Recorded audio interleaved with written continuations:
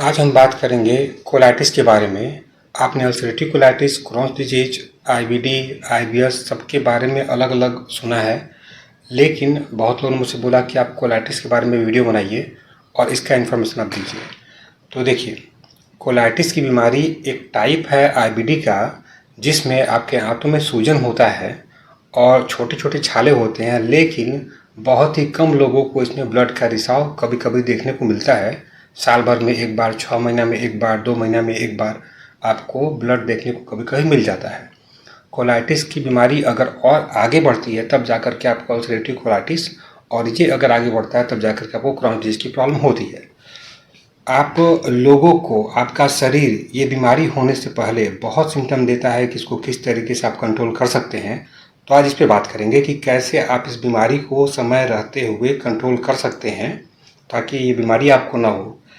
अक्सर मैंने देखा है जो आप लोग के डाइट प्लान होते हैं, खासकर बच्चों के हों चाहे जो लोग ऑफिस गोइंग हैं, उनके जो डाइट प्लान होते हैं काफ़ी ख़राब होते हैं। जैसे भी सुबह के टाइम पे उठे और बच्चे स्कूल चले गए और जो जॉब करने वाले वो जॉब चले गए, इनका सुबह का जो आपका ब्रेकफास्ट है वो और जो दोपहर का लंच है, इनका अगर देखें पौष्टिकता और क्वालिटी तो वाकई में ख़राब होती है। और ये चीज़ आपके लाइफ टाइम कम से कम तब तक चलेगा जब तक कि आप अपने जॉब से रिटायर ना होते हों। ऐसा सबके साथ में है। जो घर रहने वाले लोग उनको ये बीमारी काफ़ी कम होती है, ऐसा मेरा मानना है। तो कोलाइटिस के केस में आप देखिए कि जो भी लोग हैं, जैसा भी आपका रूटीन हो, जैसा भी आपका खान पान हो, लेकिन आपको कभी ना कभी कुछ सिम्टम देखने को मिलते हैं और ये सिम्टम होते हैं आपके आईबीएस के। किस तरीके से होते हैं वो मैं बता रहा हूँ, जानना बहुत ज़रूरी है आप लोग को। बहुत बच्चे होते हैं जो स्कूल जाते हैं तो उनको मोशन की फीलिंग आती है, या बड़े होते हैं वो कहीं ऑफिस जाते हैं तो मोशन की फीलिंग होती है। एक बार मोशन जाने के बाद में उनको ऐसा लगता है कि जैसे मोशन खुल करके ना आया, तो दोबारा करने की फीलिंग आती है, तीसरी बार करने की फीलिंग आती है। बहुत लोग अपने जॉब से आते हैं, स्कूल कॉलेज से आते हैं तो भी उनको मोशन की फीलिंग आती है। तो ये बार बार जो मोशन की फीलिंग आपको आती है, इसमें कुछ कुछ आपको देखना होगा कि इनके मोशन या तो स्टिकी होंगे, या तो सेमी सॉलिड होंगे, या तो लूज में होंगे, नॉर्मल कैटेगरी के नहीं होते हैं। खासकर आयुर्वेद में बताया गया है कि इसमें आपको आम बनता है तो मोशन में चिकनाई आपके 100% कहीं न कहीं देखने को मिल जाती है।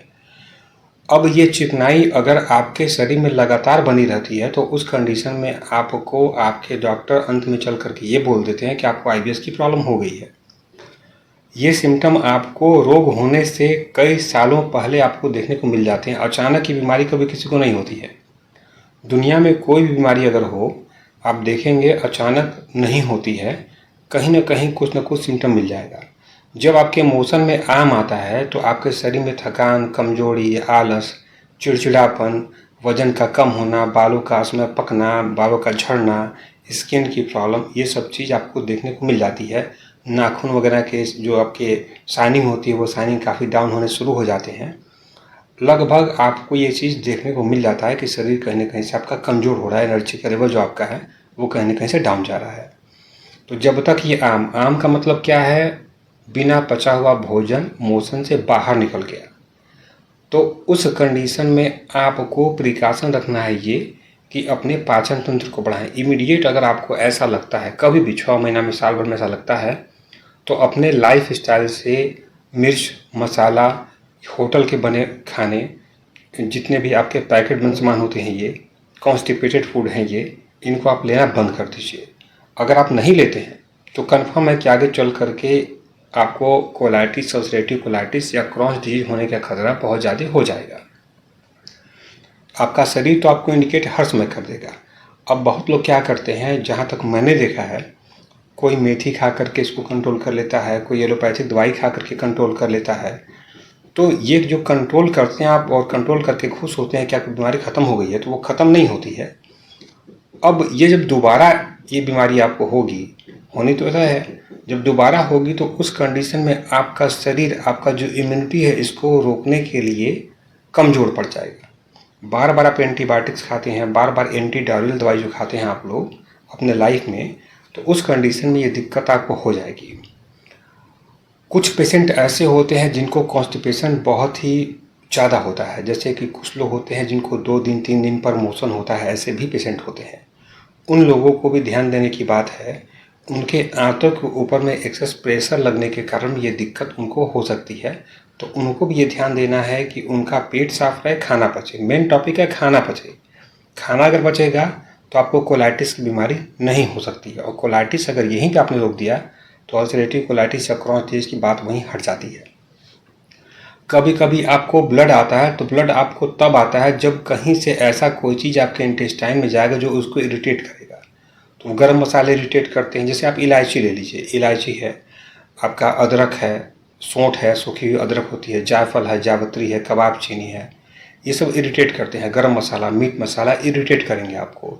जितने भी बेवरेज आते हैं वो सब इसको इरिटेट करने का काम करते हैं। जितने भी आप नमकीन पैकेट बंद खाते हैं, जहाँ तक मैं जानता हूँ अब तक ऐसा कोई भी नमकीन आपके पूरे कंट्री में अवेलेबल नहीं है जो कि अल्सरेटिव कोलाइटिस के अंदर में आपको फ़ायदा करे। हर नमकीन के अंदर में ट्राइट्रिक पड़ा होता है, सिट्रस पड़ा होता है, अलग से ऐड करके देते हैं लोग, तो ये आपको नुकसान करता है।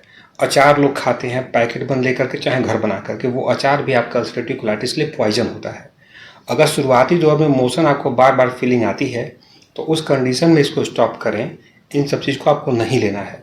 आप जो कोल्ड ड्रिंक लेते हैं, जो फास्ट फूड लेते हैं, जंक फूड लेते हैं, ये सब के सब इसमें नुकसान करेंगे। आपको लेना क्या है, तो ऐसा चीज़ लेना है जो चीज़ आपको सॉफ्ट हो, जो जल्दी डाइजेस्ट हो जाए। वेजिटेबल सूप, याद रखिए 95% अगर आपके रोग की बात की जाए तो उसमें 95% वैल्यू वेजिटेबल सूप की ऐसी होती है जो कि आपको अकेले इसमें रिकवर करने की क्षमता रखता है। तो कोशिश करिए कि वेजिटेबल सूप का क्वांटिटी बढ़ाइए। लेकिन एक बात और ध्यान रखिएगा, कभी किसी होटल में या कभी कोई पैकेट बंद वेजिटेबल सूप आप भूल करके अप्लाई मत करिएगा, क्योंकि इसमें कॉर्न स्टार्च भी बड़े होते हैं जो कि आपका अल्सरेटिव कोलाइटिस के लिए नुकसान करता है, और कोलाइटिस में भी नुकसान करता है, क्रॉन्स में भी नुकसान करता है, नहीं लेना आपको। और जो इनके मसाले होते हैं, खासकर पैकेट बंद या आपके जो होटल वाले, इसमें अदरक बहुत ज़्यादा पड़ा होता है, काली मिर्च पड़ा होता है, तेज़पत्ता पड़ा होता है, जो आपको नुकसान करता है। तो वेजिटेबल सूप के लिए सिंपल प्रोसेस क्या है कि आप सब्जियों को काट लीजिए, काट करके उसको उबाल लीजिए, उबाल करके उसकी फ्लेवरिंग कर दीजिए। जैसे धनिया हो गया, जीरे का पाउडर हो गया, सौंफ हो गया, इन करी पत्ता हो गया, इन सब से फ्लेवरिंग करिए, नमक डालिए, इन सबको फ्लेवरिंग करके आप अच्छे से खाइए, उसमें आपको कोई दिक्कत नहीं होगी। वेजिटेबल सूप एकमात्र सोर्स ऐसा बचता है आपके अल्सरेटिव कोलाइटिस के लिए, जो कि आपको के लिए और कोलाइटिस के लिए, जो कि स्टार्टिंग फेज में ही अगर आपको सिम्टम कोई नज़र आता है तो उस कंडीशन में इसको आप ख़त्म कर सकते हैं। जब रोग होता है तो उस कंडीशन में बहुत चीज़ का परहेज करना पड़ता है, लेकिन रोग होने से पहले जब सिम्टम दिखते हैं, अगर अपने खान पान लाइफ स्टाइल को बढ़ा दिया तो वहाँ पे आपकी ये दिक्कत ख़त्म हो जाती है। दूसरी बात, योगा एक्सरसाइज को लेकर के बहुत लोग बात करते हैं कि इसमें क्या करना चाहिए। मेरा जो मानना है मैं आपको वो बता रहा हूँ कि आप पैदल चलिए, जॉगिंग करिए, यानी कि स्लो मोशन में आपको रनिंग करना है।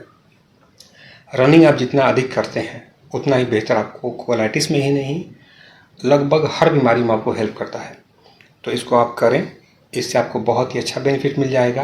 और मेरा मानना है कि ये बीमारी होने से पहले जब भी सिम्टम देंगी, अगर आप ये उपाय करेंगे तो बिल्कुल ठीक होंगे। आपके नेचर ने आपके लिए हर चीज़ हर मौसम में अलग अलग बना रखा है। ऐसा याद रखिएगा, हर इंसान को जब जब मौसम चेंज होगा तो मौसम चेंज होने के कारण में आपका जो शरीर है अपना रोग प्रतिरोधक क्षमता को उस मौसम के हिसाब से फिर से जनरेट करता है। तो आपको कभी साल भर में एक बार डिसेंट्री हो जाए, कभी आपको 2 बार कब्जियत हो जाए, तो उस चीज़ के लिए दवाई न लेकर के अपने डाइट में चेंज करके आप चलें। एलोपैथिक ट्रीटमेंट अप्लाई करेंगे तो वो चीज़ें आपके लिए नुकसानदायक होती हैं। कोई भी एंटी डायरियल जो ड्रग होती हैं वो आपके आंतों के सेल्स स्ट्रक्चर को डैमेज करने के लिए काफ़ी हद तक रिस्पॉन्सिबल होती हैं। जैसे बेल ले लीजिए, बेल का फल जब भी आता है तो आप बेल जब सीजन हो तो आप बेल का शरबत ज़रूर पिएं। करना क्या है, चीनी को हटाइए, उसकी जगह पे गुड़ को ऐड कर लीजिए। तो बेल का शरबत कभी आपने हफ्ता दिन में 10 दिन में अगर हल्का सा लिया, वो फ़ायदा करेगा आपको। आपके पास में तुलसी का पत्ता है, नीम का पत्ता है, करी का पत्ता है, धनिया का पत्ता है, पुदीने का पत्ता है, इसको खाने में आप बढ़ाइए, ये हेल्प करेगा। परवल की सब्जी मिलती है अल्सरेटिव कोलाइटिस के केस में और कोलाइटिस के केस में, इस पूरे आईबीटी के केस में आपको हेल्प करता है, आप इसको ले सकते हैं। सहजन की सब्जी आती है, जो सहजन बड़ी सॉफ्ट होते हैं, वो लेना शुरू करिए एक बार। अगर आपको कोई कन्फ्यूजन लगता है कि हाँ इसमें आपको कुछ डाइट प्लान जानना हो या आपको कुछ ऐसा चीज़ की जो अधूरा हो, तो आप इसके लिए आप हमारे यहाँ पूछ सकते हैं। आपको किसी भी टॉपिक पे जानकारी चाहिए तो आप हमारे यहाँ मैसेज करके आप कंसल्ट करके पूछ सकते हैं। हमारे डॉक्टर की टीम है जो आपसे कंसल्ट करेगी और आपके डाइट प्लान से लेकर के आपके मेडिसिन लेने तक का तरीका, हर चीज़ को कहीं न कहीं से आपको बेहतर तरीके से समझाएगी। तो कोशिश करें कि अपने खान-पान, अपने लाइफ़स्टाइल को चेंज करें। मैं अब एक-एक टॉपिक बनाऊँगा आपके डाइट पे या आपके रोग के ऊपर में, लेकिन मजबूरी ये होती है कि अगर एक डाइट की, एक रोग की बात करते हैं तो 10 रोगों से अटैच होकर के चलते हैं। अभी मेरा राउंड फिगर मतलब ये था कि बताने का कि आप ये जानिए कि कोलाइटिस के सिम्पटम कहीं न कहीं मिलते हैं आपको, हर को मिलते हैं, हर इंसान को। तो इसको जान करके इससे आप बचिए। बाकी इसके ट्रीटमेंट की बात हम अगले चैप्टर में करेंगे। Thank you.